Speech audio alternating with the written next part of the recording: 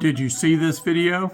So Fannie Mae just dropped the credit score requirements for some of their home loans. If that sounds familiar, it's because it is. It's one of the things they did before the 2008 crash of the housing market, giving loans to people who have no credit history to show they can afford it. This is why you should really know what you're talking about before you talk about something, before you start spreading misinformation, and TikTok is full of that kind of stuff.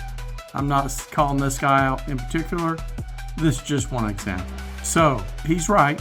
Fannie Mae did take away credit score requirement, but what he doesn't talk about is VA's never had one. Neither has USDA. So Fannie Mae regulates FHA and some conventional loans. And yes, you may see that credit score requirement going away.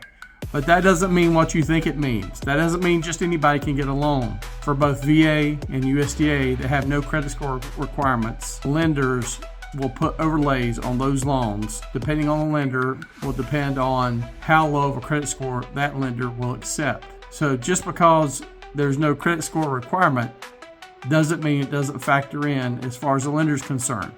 There is no such thing as free money. There's no such thing as getting a major loan like a home loan without proving credit worthiness. All right? That is not what got us into the debacle in 2008. That was something completely different.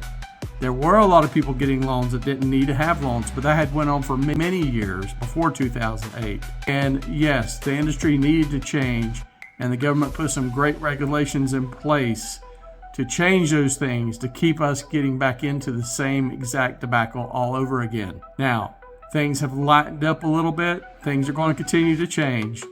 But what won't change is loans are all about risk.